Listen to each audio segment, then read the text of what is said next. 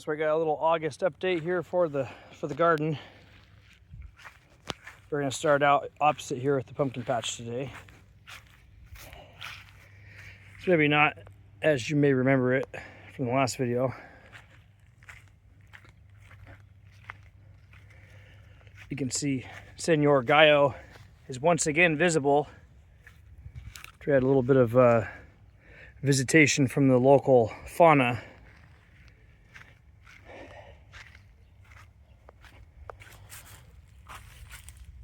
Some serious losses in the pumpkin land. I can pull this out. That was just a gift for the local fauna gods. You can see these teeth marks, and that's a big old pumpkin. We were doing pretty damn good before the deer showed up, but they cleared this thing out, man. If you ever need any jack-o'-lantern carvers, just call up your local deer. They do some pretty nice work. Leave nothing behind. And this one, they got a gobble out of it. I figure that can be a little gift. So I just came through here and did a little stop profit on the pumpkin harvest. Look at the seeds. They almost see everything. Left a couple in there to see. Might get lucky. That's what we got. Definitely little white pumpkins are winners. Yeah, it's not so bad. After they ate about 60% of profits here.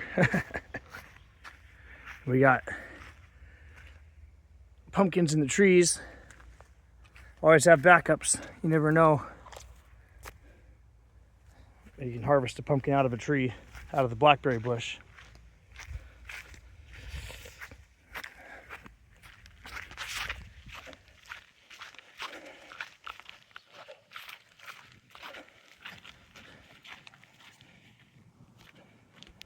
I think we grew some butternut squashes, summer squashes. There are some reasonably large zucchinis were pulled out of that patch earlier.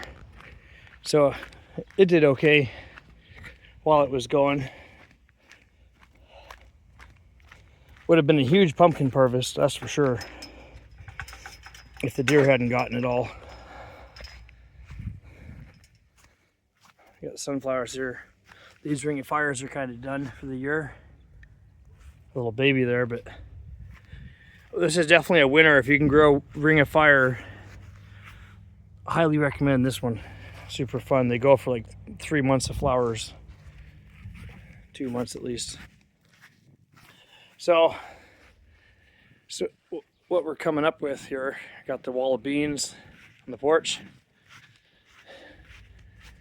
and it's just more than we can handle, but that's fine. Already got a couple of freezer bags full of beans just out of the box. Our goals here is the stakes to reach the top. That was the starting out goal. We're not doing too bad. It's only the middle of August. We got another month left at least of growth. So if we put this up, we might be there. Some hangers here we could probably tie up. Might be able to make the distance.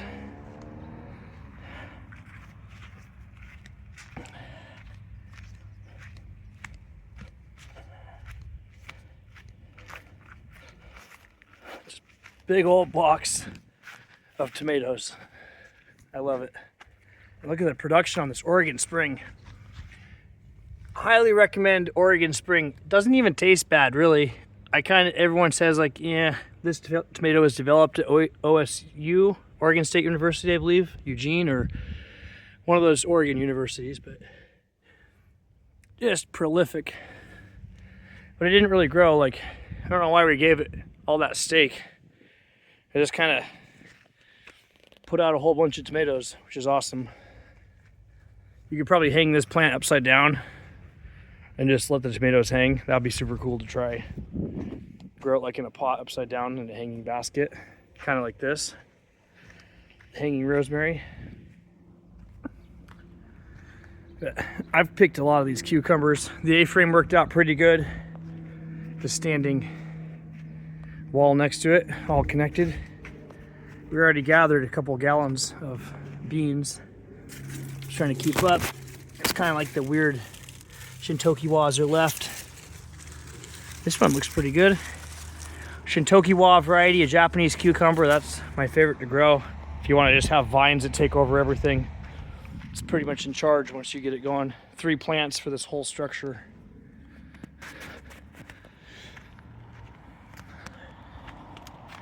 Carrots here. We got some carrot flowers. And our herb forest in the middle. That worked out pretty good. We harvested a bunch of basil, oregano. This is all oregano and thyme flowers here. Everything's kind of just getting end of the year like. Cool thing is we grew the cilantro.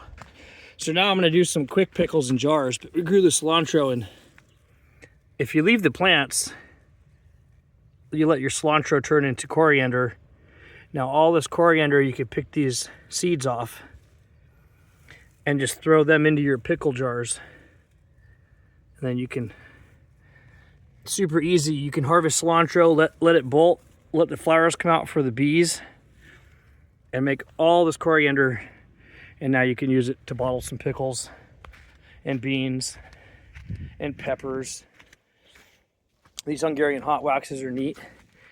They grow straight up. I didn't know that. I was like, why are these growing up? They're pointed towards the sun. Apparently that's how these work. I thought I'd grown these before. Maybe it was a California hot wax. But this is, I thought I was getting something I knew what it was. This is the Hungarian hot wax. They just point straight up. Very interesting. So yeah, there's our A-frame. If you're gonna grow Shintokiwa, you need to have a place for it to go. It will take over. A lot of this stuff's been harvested. We've kind of done some preventative maintenance on the harvestation. Got some bell peppers. Whatever that guy is. The schlong pepper. So this is my favorite, the midnight snack. I talk about this a lot. This is an example of when it's ripe. And it's super smoky. It's a cherry tomato, and it grows you like a little, in groups like this. But you'll just get loads. Hundreds per plant. And it's kind of like you're growing an heirloom variety tomato in a little snack size. Tastes just like an heirloom. Giant prolific plant. Thing is huge. It's too much fun. Fun for me, at least. This one, I think, this is our Campari variety Jolly. Got like a tomato curly leaf virus, I think. And these Jollies actually have little pointy tails. So they're not quite like the store variety, but they're supposed to be like a dehybridized idea of what a Campari is. It's a Campari with a tail. And they taste pretty generic, like totally good, but it made a lot of fruit, so we've picked a whole bunch of these already. You can't go wrong with this. Hopefully your plant doesn't have problems like this one did. You can compare, see how curled up these leaves are. And I was trying to fight this, trying to figure out what's wrong with it. I assume it's a virus. Didn't affect that plant right next door. You know, and I guess that's the risk. If you come out here and you're like, okay, we're gonna grow these varieties, and you got like possibly a virus or some problem with this plant, are you gonna pull it out? Or let it just do its thing, and then is it gonna affect the guy next door? Because, you know, this one kind of outgrew it. Over here, the yellow boy. And these are really nice. They're just sweet, very light tasting, no acidity at all, like 0 acidity. You're just eating a slice of heaven. If you love a tomato, it doesn't have any acid in it, like not proper tomato flavor, but a little bit of sugar, and like really nice, beautiful, firm texture without the acid. It's a good one here. But again, this one had that curly leaf or whatever was wrong with it, and it kind of outgrew it. Later on, it does okay. I'm just not sure pretty judgmental whether you're supposed to cut your plant down if it's got a problem that could affect the others, but or just let them all go and see what happens. It's not something I can answer. But yeah, another midnight snack, because go hard. And next time we try to do some growing of a box of tomatoes like this, I think different varieties of heirloom tomatoes with extreme flavor like this and a mixed color like this indigo, it's a good idea. Maybe some yellow and black colors, indigo yellow, because they breed this sun gold in, hybridize that kind of into the darker cherry tomatoes and get some pretty crazy colors. The last 5-10 years there's been a lot of breeding. Here the Mega Millions, or the Sweet Millions, I mean, it's like winning the lottery kind of. It's kind of like a lottery ticket. You're gonna get a shitload of just glorious, beautiful tasting baby tomatoes. And they're like size of your thumb. So you got the Sun Gold over here competing with it. These are not the same plant, but you can compare Sun Gold, Sweet Million, kind of similar, just cherry sized tomatoes. It's a fun little picture. Go sideways here. But yeah, can't go wrong. Always grow a Sun Gold. Always grow a Sweet Million or a Sweet 100. And again, there's no problem with the size of your plants. Just grow them up. Those are 8-foot tall posts. They're not put in the ground, so the plants are at least 6 feet tall, 7 feet tall, middle of August. They're growing in like a foot of soil, so it doesn't require anything crazy.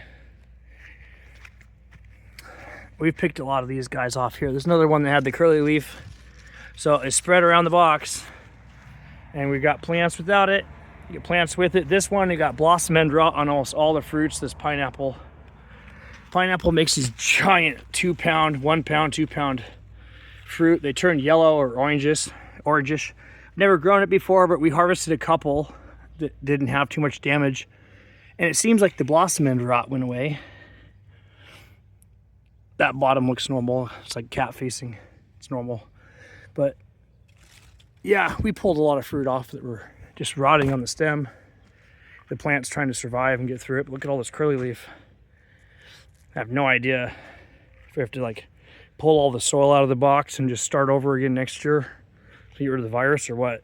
But it did produce. It doesn't matter if it's got a virus. It did produce a couple beautiful pineapples. We've got some more in the wings, trying like some Brandywine. I don't know what's happening here, some uneven ripening and whatnot, but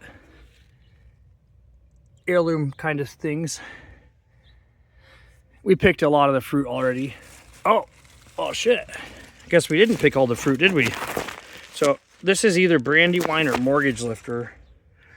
Let's take a look. This is a Mortgage Lifter. Look at that beautiful, like really, really beautiful hue to it. This Mortgage Lifter, almost kind of like a Brandywine color. The Brandywine's grown next to it. We got the wall of tomato. So yeah, got a couple carrots left. Somebody came in here and went to town on the carrots, which is good because I'm not going to be able to eat them all.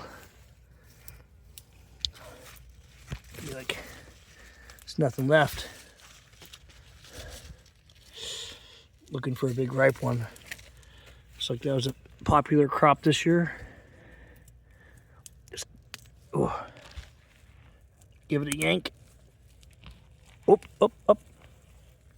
Oh, look at that. It's growing some side roots.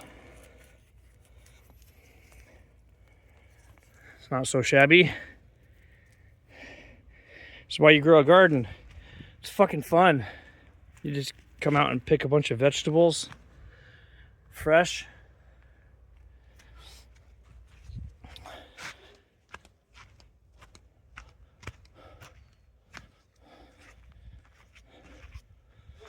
Oh, Let's go really quick. Just doing this for memory's sake. Oh, it's a little baby rabbit. Hey, buddy. We do have a wild rabbit infestation in this neighborhood. He's like, no, I'm trying to eat all of your carrots without being noticed. He's fine. Hopefully he goes back to where he belongs in his nest or wherever. Green onions. We're bunching onions. They're all finished. They're just hanging out. They've been hanging out. We got chives. My favorite thing, the chive flower. This is supposed to be a jalapeno, but I'm trying to figure out why it's got a dark tip. I don't know who's in charge of this, vetting these plants, but that's cool.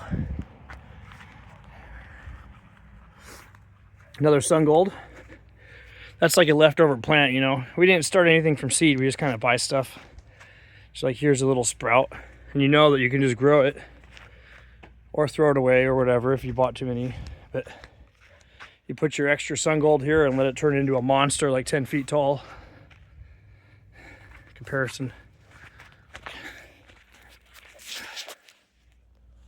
So, you know, it's about as tall as me. Alrighty. A long and belated tour.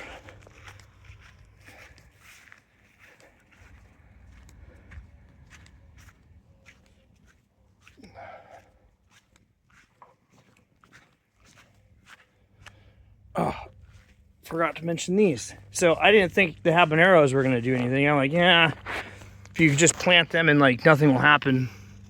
But holy shit, do we have hot peppers. So apparently you can grow habaneros here, assuming that's what these are. Just like, these are straight up grocery store habaneros, like high school pharmacy. Discount sale, they're like, you gotta take them. We can't have them here. And now we got peppers. Probably planted these in mid-June, maybe late May, but probably mid-June, when everyone is desperate to get rid of their plants at $1 sale.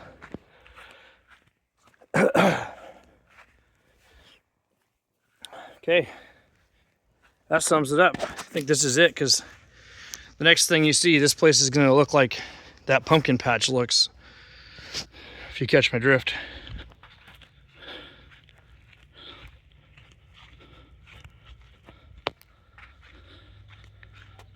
Cheers.